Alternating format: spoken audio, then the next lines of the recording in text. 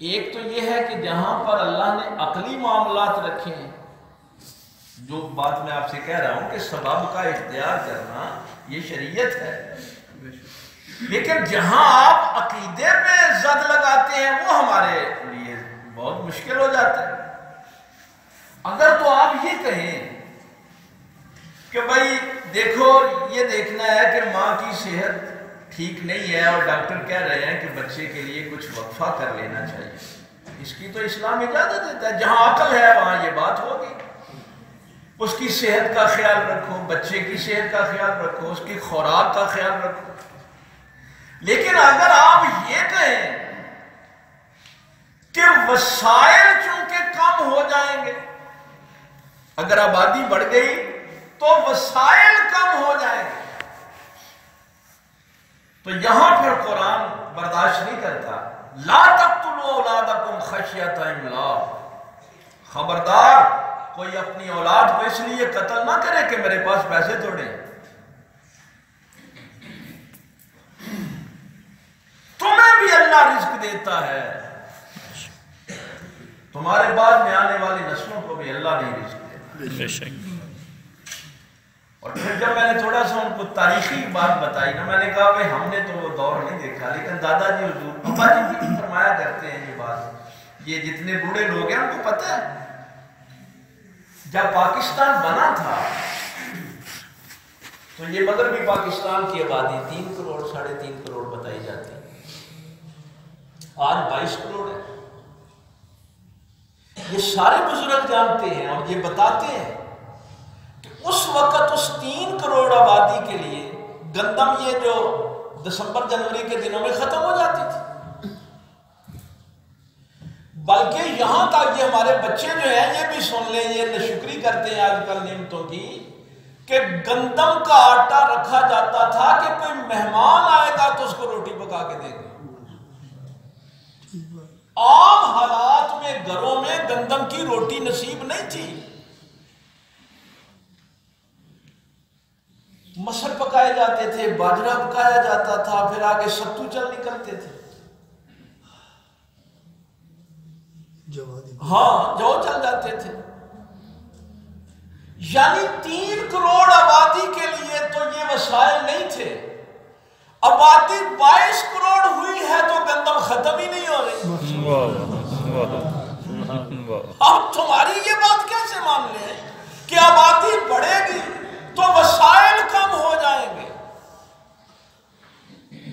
بھائی ہم دور کی بات نہیں نہ کرتے، چونکہ اس بات کے گواہ جو ہے اس دنیا میں موجود ہے نا، ابھی تو وہ گواہ موجود ہے کہ جب ہم 3 کروڑ تھے تو ہمیں گندم کا کھانا نصیب نہیں تھا۔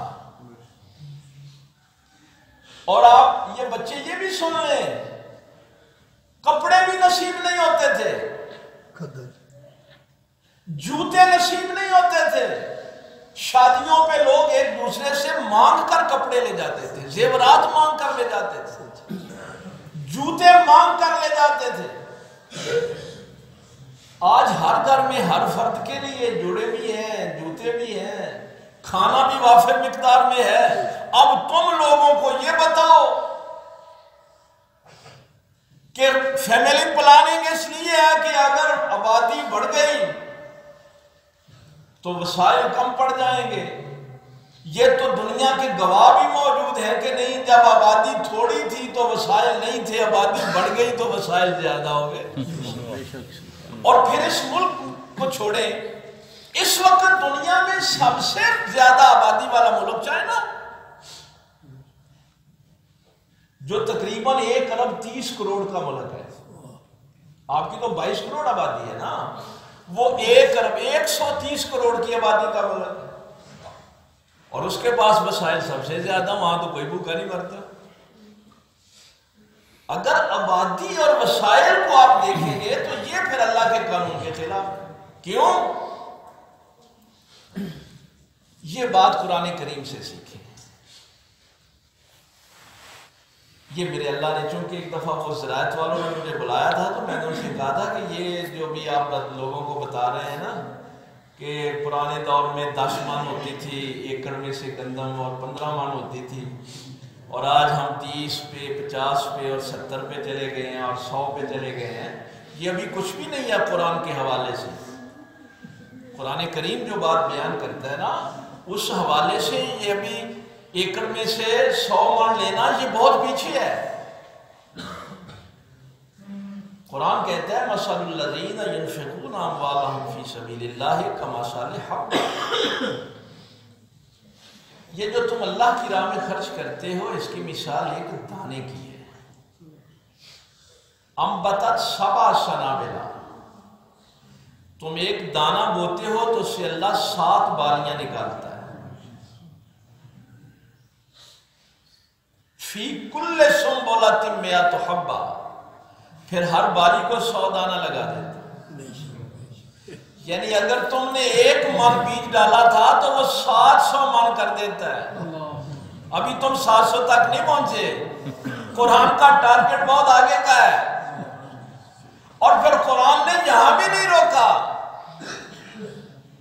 کہ قلعے میں صرف 100 مانی ہونی ہے 700 مانی ہونی ہے.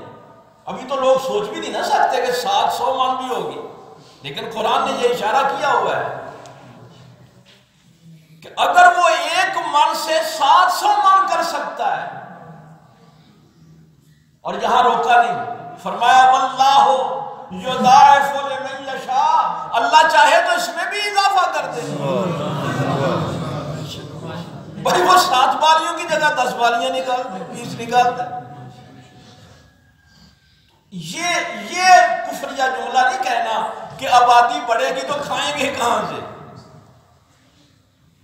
یہ رزق کا معاملہ اس کے پاس ہے. رازق ہو ہائے ہائے وہی مجھے کھلاتا ہے وہی مجھے پلاتا ہے. لیکن سبب کو اختیار کرنا ہے. یہ ساری چیزیں میں قرآن سے عرض کر رہا ہوں. ہدایت اللہ دیتا ہے لیکن سبب کو اختیار کرنا ہے. شفا اللہ دیتا ہے لیکن سبب کو اختیار کرنا ہے. رزق اللہ دیتا ہے سبب کو اختیار کرنا ہے. یہ جتنے بھی معاملات آپ کی زندگی کے. اب جہالت انسان کا سب سے بڑا دشمن جو ہے وہ جہالت ہے. ہمارے دین میں تو یہی ہے کہ انسان کا جو سب سے بڑا دشمن ہے وہ جہالت ہے. اب جن بیوقوفوں کو قرآن سے وابستگی نہیں تھی انہوں نے اب یہاں پتہ کیا کہنا شروع کر دیا.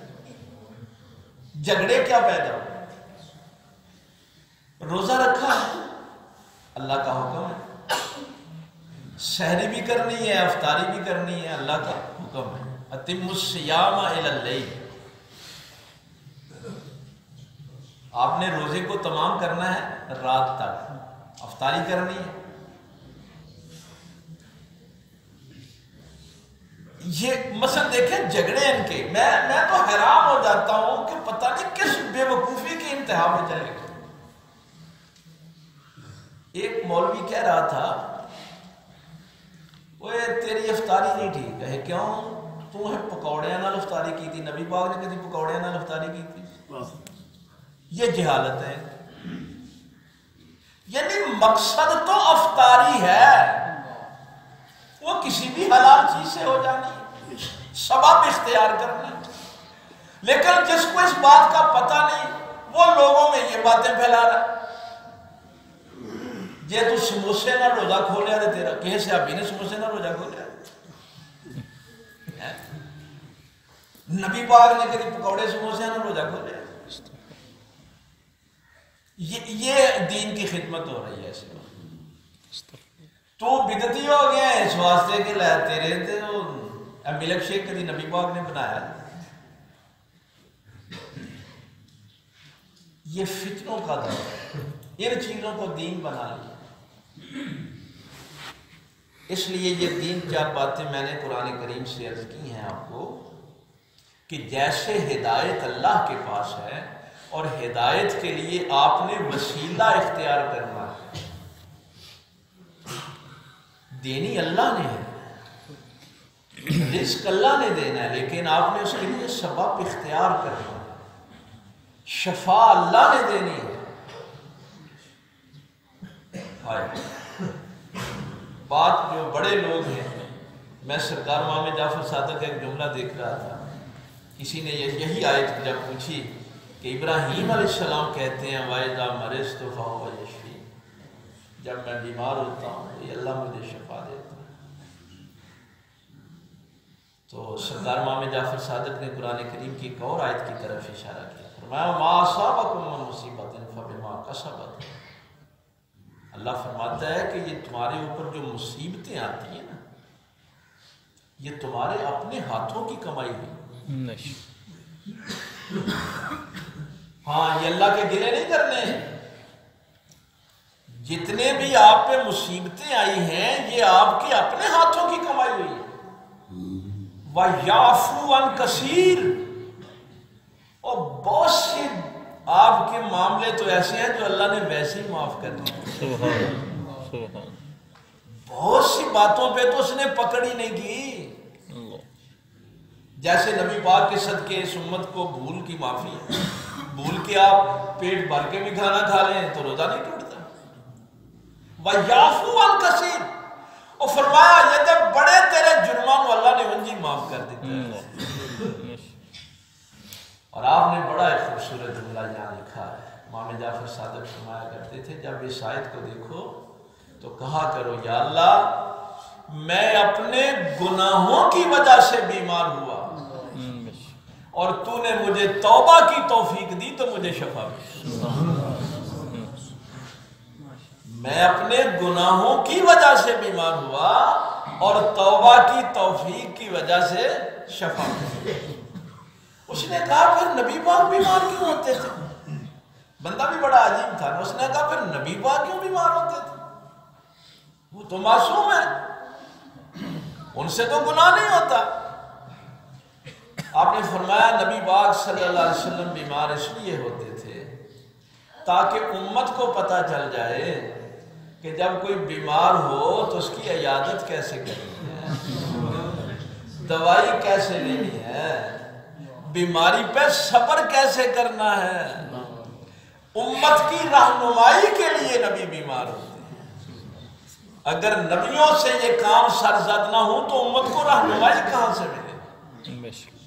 اور اس کے صدقے اللہ ان کے اور درجات جو ہے وہ بلند کرتے ہیں۔ باقی عام انسان کو یہی سوچنا چاہیے جو قرآن میں آیا ہے کہ میرے اوپر اگر کوئی مصیبت آئی ہے تو ہو سکتا ہے میں نے بھی کسی کو مصیبت میں مبتلا کیا ہو،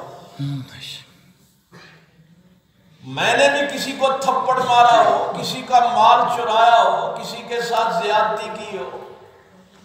چونکہ قرآن کہہ رہا ہے کہ یہ جو کچھ تم بھگتتے ہو یہ تمہارے اپنے ہاتھوں کی کمائی۔ تو جن کے پاس آگہی زیادہ ہوتی ہے ان کا جملہ پھر دیکھیں، اس آیت کی شرح میں فرماتے ہیں کہ میں اپنے گناہوں کی وجہ سے بیمار ہوتا ہوں اور تیری بارگاہ میں توبہ کی وجہ سے شفا پاتا ہوں۔ اس لیے سبب کے معاملے میں کوئی کہے گا اوے نبی پاک صلی اللہ علیہ وسلم کوئی جہاز پہ بیٹھ کے گئے سن حج کر، یا کیا دور آ گیا؟ مقصد حج کرنا ہے۔ اونٹ ملتا ہے اونٹ پہ بیٹھ جائیں، گھوڑا ملتا ہے گھوڑے پہ بیٹھ جائیں، پیدل جانا ہے پیدل چلے جائیں۔ یہ جو درمیان میں وسیلے ہیں ان پہ بحث نہ کریں، جو مقصدیت ہے اس پہ بات کریں۔ جو مقصد ہے نا اصل اس پہ بات کیا گیا۔ تو یہ چونکہ آج کل بڑی ان سے قرآن کریم نے کیا حکم دیا ہے، ایسے جاہل اگر گفتگو کرے نا تو ان کو سلام کر کے گزر جائے۔ ان جاہلوں سے بات نہیں کرنی کہ نبی پاک سموسے نہ روزہ کھولے ہاں سکے نہیں، نبی پاک جہاز پہ بیٹھے سن، نبی پاک نے ایک پہ آتا سی، نبی پاک نے حفیظہ مدرسہ کھولے ہاں سکے ہیں، یہ بھی تو بدعت ہے نا، نبی پاک نے کدوں مدرسے کھولے؟ جی میں پچھلے جمعے تمہیں دسیا سی کہ جمعے تو پہلا جڑی تقریر ہے یہ بھی نبی پاک کوئی نہیں سن فرماندے، لیکن یہ چونکہ سارے دے اپنے بارے میں اس واسطے انہوں بدعت کوئی نہیں ہے، اپنی موج ہے نا یہ، اس واسطے جہالت کی طرف نہیں جانا۔ وہ جملہ میں نے آپ کو سمجھانا تھا کہ سبب کا اختیار کرنا شرک اور بدعت نہیں ہوتا بلکہ شریعت کا حکم ہے، لیکن سبب پہ کبھی انحصار نہیں کرنا۔ جس کو اللہ نے عقل دی ہے اس کو سبب اختیار کرنے کا حکم بھی دیا ہے۔ جتنی عقل زیادہ ہوگی اتنے ہی اس کو اسباب زیادہ اختیار کرنے کا، جتنی کم ہوگی اتنا اس کے ساتھ یہ معاملہ کم ہوگا۔ اس لیے اسباب کے اختیار کرنے کا حکم ہے اور اس کے مطابق ہی یہ زندگی جو ہے یہ گزرنی ہے۔ اللہ تعالیٰ